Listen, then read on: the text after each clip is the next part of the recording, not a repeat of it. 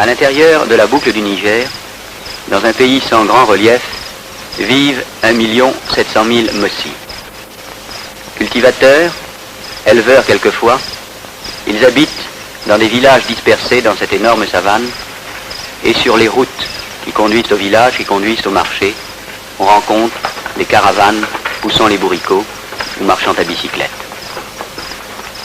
Le pays Mossi a été fondé au XIe siècle par un chef venu du sud, le Naba Oubri. Et depuis le XIe siècle, aucun conquérant, peul ou musulman, n'a entamé l'intégrité du territoire Mossi.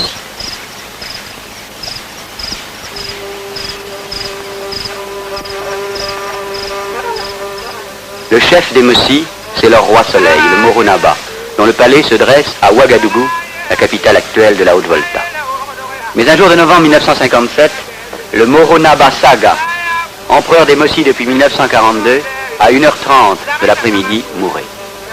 Personne n'a le droit de dire à Ouagadougou que l'empereur est mort. Le pays est gâté, c'est tout ce que l'on dit. Et le palais est vide. Vide, le trône venu du Ghana. Vide, la natte où siège le roi soleil. Vide, la cour des pages. Vide, le lit de la terrasse. Vide, la selle du cheval royal. À l'ombre du fromager royal, la tombe circulaire du Moro Naba Saga a recueilli la dépouille du roi soleil, dont la selle ne reposera jamais plus sur l'estrade du soleil auprès du Zango, la cave des palabres. Mais on dit que le corps du chef mort doit faire d'abord le tour de tout le pays Mossi. Un roi soleil est mort, et pendant 12 jours vont avoir lieu les grandes funérailles Mossi. Chaque matin, dès le lever du soleil, les dignitaires, suivant un protocole particulièrement fixe et établi, se rassemblent devant la porte ouest du palais des Moro Naba. Les tambours sonnent pour saluer la sortie de la fille aînée de l'empereur mort. La fille aînée qui, pendant ces 12 jours de funérailles, va remplacer le chef du pays Mossi. Elle porte les vêtements, le bonnet et la canne de l'empereur mort. C'est devant elle que les ministres, le Laralé, le Widi, le Kamsango, font le Napusum, le salut rituel à l'empereur.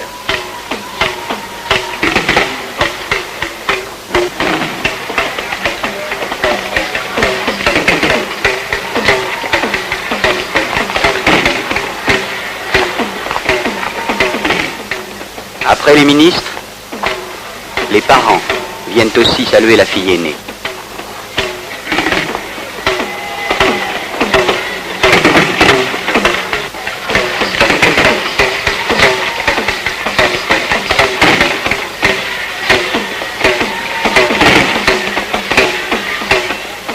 Dès la fin du Napusum, la fille aînée rentre dans le quartier des femmes.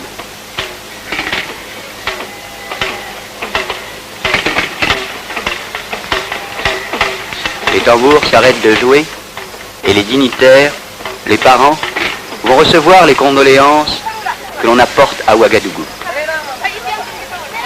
Aujourd'hui, ce sont les chefs de Côte d'Ivoire présentés par le Premier ministre de Haute-Volta, Ouezin Coulibaly. Les hommes de la famille écoutent ces condoléances. Et au premier rang, il y a le fils aîné, qui sera l'un des prétendants. Les Widi, maintenant, ouvrent les télégrammes qui viennent de toutes les parties du monde, et l'on décide en commun, dehors, car quand il n'y a plus d'empereur, il n'y a plus de salle de gouvernement, l'on décide des termes de remerciement. Mais déjà, devant la porte ouest, vont commencer les sacrifices.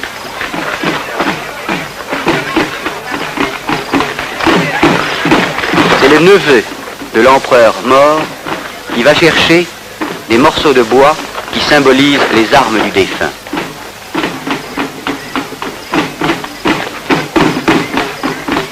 Il les pose sur le sol pour qu'elles reçoivent le sang du sacrifice. On gratte la terre car la poussière doit servir à étancher le sang. C'est le chef de la jeunesse qui dirige la cérémonie. Le neveu tient un fusil de bois à l'envers, symbole de la puissance de l'empereur disparu, et les sacrifices commencent. C'est le chef de tel village qui t'apporte ce poulet Moronaba. Et le poulet doit tomber sur le dos pour montrer que l'empereur mort a bien accepté cette dernière offrande.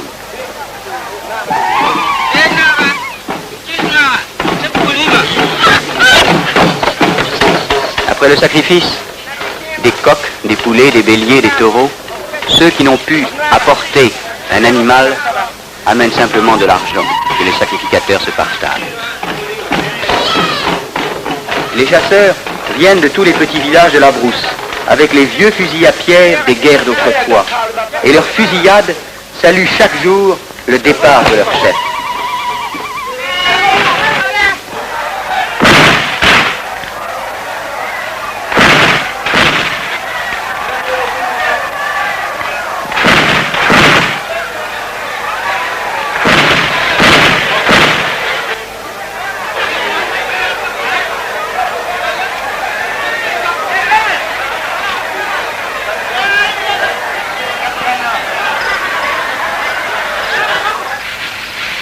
Pendant 12 jours, de tout le pays Mossi, arriveront à bicyclette ou à pied les porteurs d'offrandes, de béliers, de poulets, de dolos, de bières de mille. Les musiciens viendront aussi apporter leur dernier salut à leur empereur.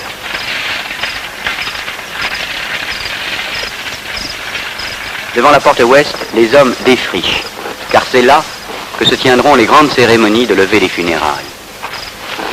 L'avant-dernier jour, à midi, les veuves et les sœurs de l'empereur défunt préparent des galettes de mil.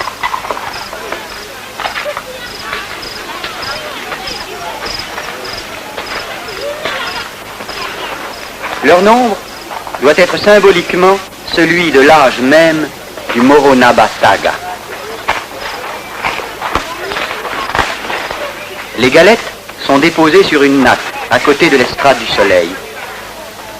C'est là que le 11e jour, le maître de la terre, qui est aussi le maître des funérailles, le Tengsoba de Passani, sacrifie les coqs et les taureaux.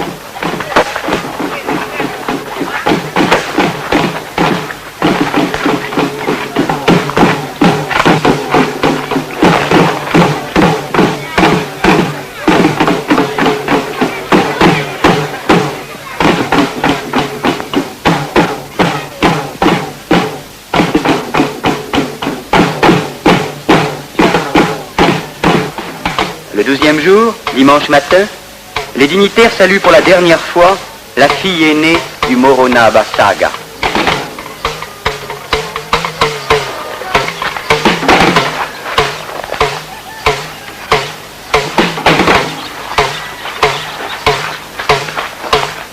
Les archers, les chasseurs, les cavaliers du pays Mossi sont maintenant tous rassemblés à Ouagadougou. Le Baloum, chef du protocole, boit la bière de mil traditionnelle.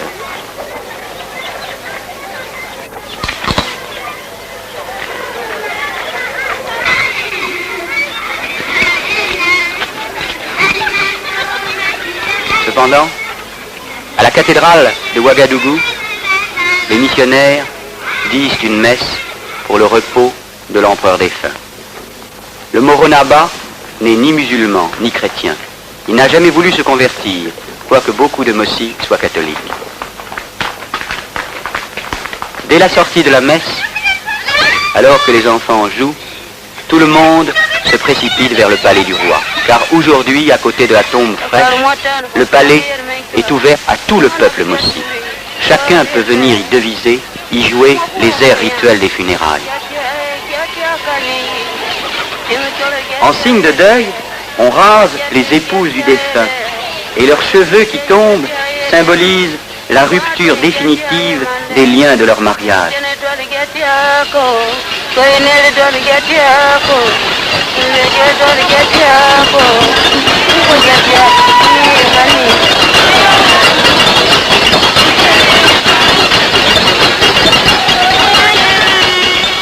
Et pendant toute la journée, tambours d'eau, tambours ordinaires, castagnettes de fer résonneront. C'est fête de funérailles, mais c'est aussi fête de joie.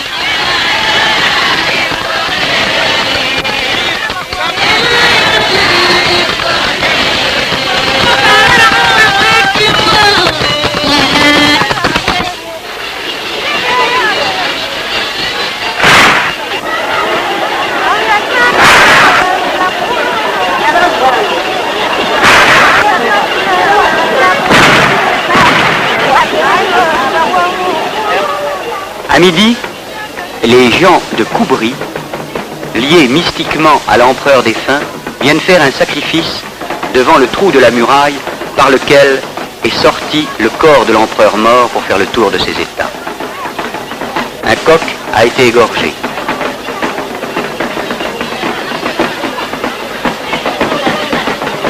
Et 3 fois, autour du palais du roi, le masque des gens de Koubri, les insignes des maîtres de la terre et une effigie de Khaïl Cédra qui représente à la fois l'empereur mort et le nouveau-né, le nouvel empereur que l'on va élire, font le tour dans le sens inverse du soleil.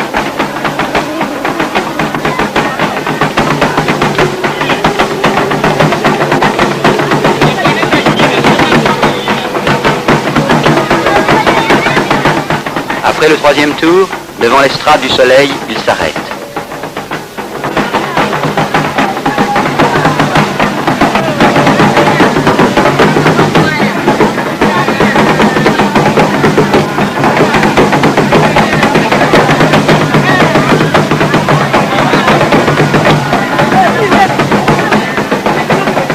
Dans cette petite statuette qui danse dans les mains d'un chef de la terre de Koubri, à côté du grand masque, est fixée sans doute l'âme de l'empereur défunt.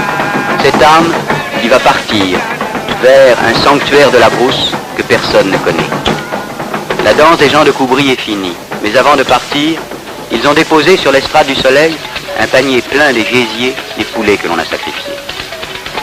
Et c'est la grande fête de la levée des funérailles. Tous les cavaliers de Ouagadougou, ce dimanche après-midi, vont vers le palais.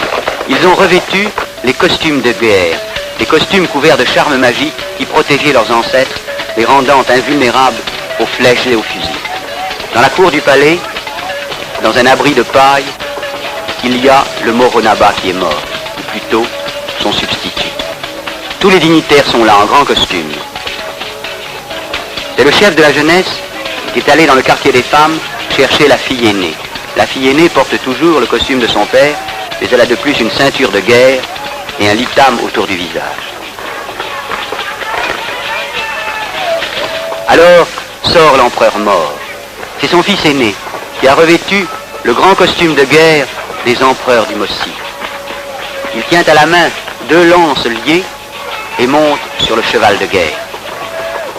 Les tambours jouent les airs de la guerre. Pour quelques instants, pour quelques derniers instants, c'est l'empereur des Mossi à la tête de son armée.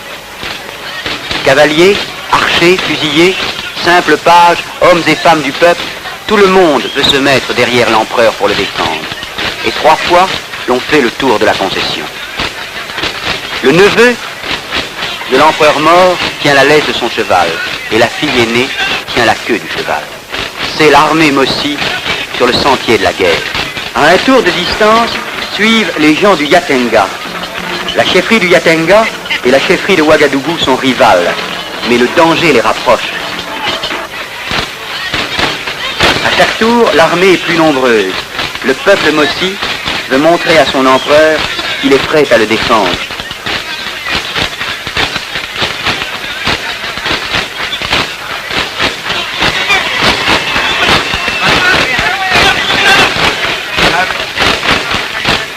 À la fin du 3e tour, la chevauchée s'arrête.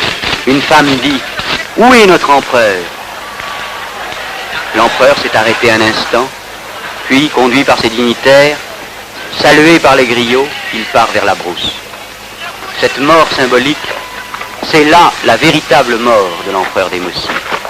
Et une femme crie « Notre empereur est mort, il ne reviendra plus pour nous conduire. » Alors, les meilleurs cavaliers du pays Mossi font maintenant au grand galop 3 fois le tour du palais. C'est eux qui accompagnent une dernière fois leur chef qui est décédé. Maintenant, on peut dire dans tout le pays Mossi la vérité, l'empereur est mort. Jusqu'ici, on disait simplement, le pays est gâté.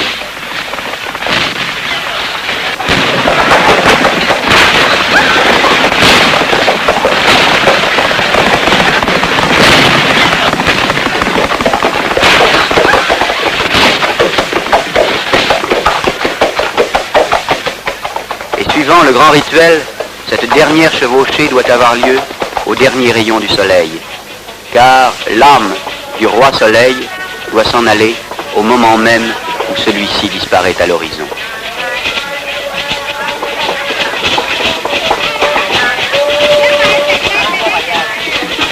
Les grandes funérailles sont levées. Toute la nuit, les warbas, les danseurs Mossi vêtus de filets, dansent au son des tambours, des trompes et des castagnettes de fer.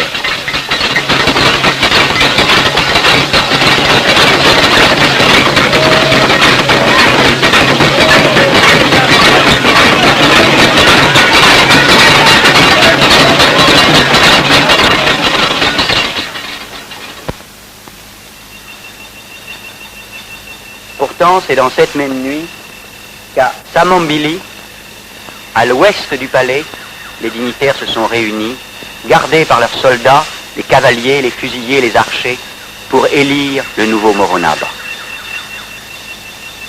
Ils guettent le lever du soleil, car le nouveau roi soleil doit sortir lui aussi exactement au moment où le soleil se lève. Le voici. C'est le fils aîné du Moronaba Saga qui a été choisi. Il est vêtu d'un costume de coton qui a été filé, tissé, cousu en une seule nuit par 22 jeunes filles vierges. Il porte sous ses bras des besaces, les thibauts, les insignes sacrés du royaume. Il monte sur un cheval sans selle. Et s'il a le malheur de laisser tomber les thibauts, la chefferie lui échappe. On le menace, mais ce n'est qu'un simulacre. Le nouveau Moronaba est vraiment chef des Mossi. Un dignitaire crie « Voici notre tueur, voici notre sauveur ». Le chef initié descend de cheval.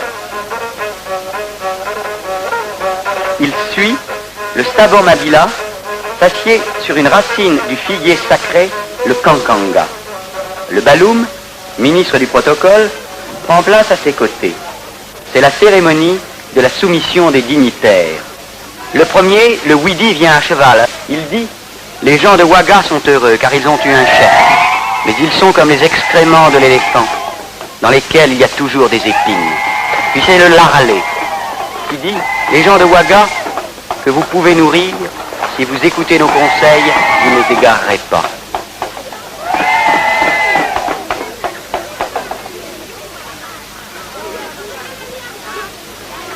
Le Gunganaba, à la tête de ses troupes, dit « Vous venez d'être intronisé, vous ressemblez à un tas d'ordures, vous recevrez de bonnes et de mauvaises choses. »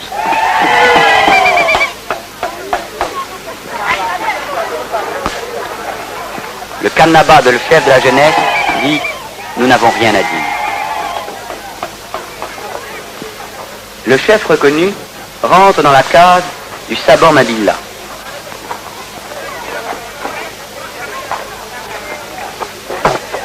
Les griots royaux préparent leurs tambours pour révéler les abiurés, les noms de guerre du nouveau Moronaba.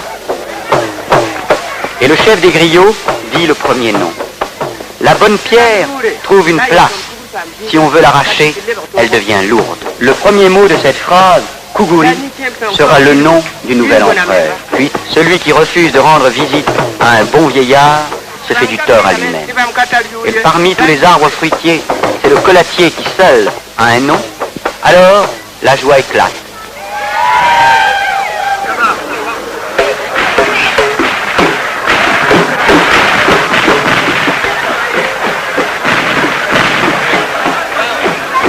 a égorgé un taureau dont la queue a été coupée avant sa mort pour saluer le nouveau Moronaba.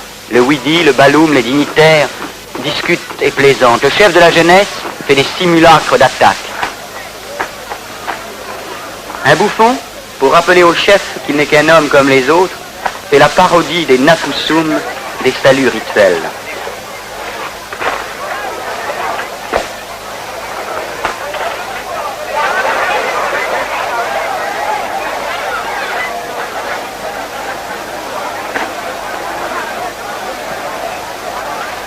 Ce rituel traditionnel va s'interrompre pour quelques instants. Le conseil de gouvernement a demandé à ce que le nouveau Moronaba lui soit présenté.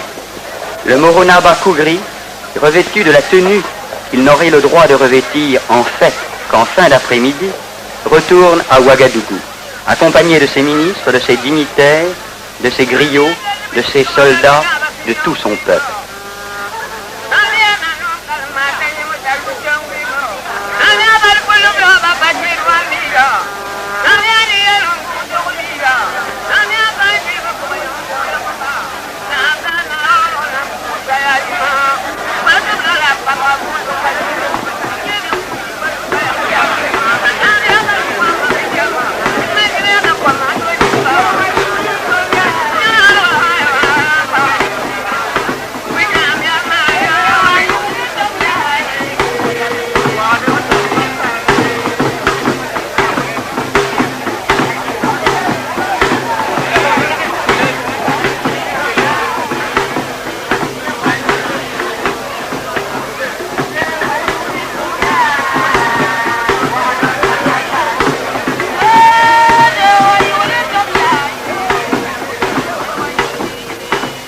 Le protocole administratif est terminé, le rituel va pouvoir reprendre. À Samambili, vers 2 heures de l'après-midi, un cavalier est venu dire que la route de Worodoro était libre. Le Baloum sort de la case de Samambili en portant les tibbos, les insignes royaux, sous ses bras. La coutume voudrait qu'il fasse la route de Samambili à Worodoro à pied. Mais le Baloum a préféré louer une camionnette pour faire ce trajet de quelques 7 kilomètres. C'est dans la camionnette que dans une valise d'aluminium se trouvent les vêtements du Moronaba, car celui-ci a retrouvé son costume rituel de fil de coton. Précédé par les tibbos, monté sur un cheval avec une selle cette fois-ci, le Moronaba monte vers le nord. En effet, pendant toute cette journée, le nouveau roi Soleil doit se trouver à l'opposé du Soleil par rapport au centre du monde, son palais de Ouagadougou. C'est donc au nord de Ouagadougou que le Moronaba va passer les heures les plus chaudes de la journée.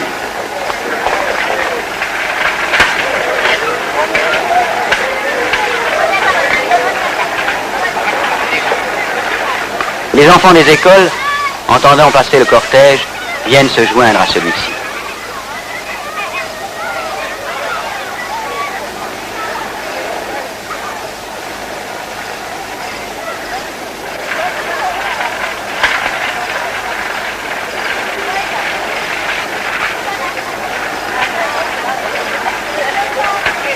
Le Worodoro Naba, le véritable maître de la terre de Ouagadougou, accueille le cortège. Les tibbos, toujours tenus par le Baloum, entrent les premiers, suivis par l'empereur seul, car c'est là le lieu de l'initiation secrète. À la porte se trouve la pierre du couronnement. Sur le fauteuil qui la recouvre, le Moronaba Kugri, qui a désormais le droit de porter les vêtements royaux, s'assied pour recevoir le salut de ses dignitaires et une calebasse de zomcom rituel d'eau mélangée à de la bouillie de mil. Il en donne une gorgée à chacun de ses dignitaires et fait distribuer au peuple de la bière de mil. Mais il n'y en a pas assez pour tous.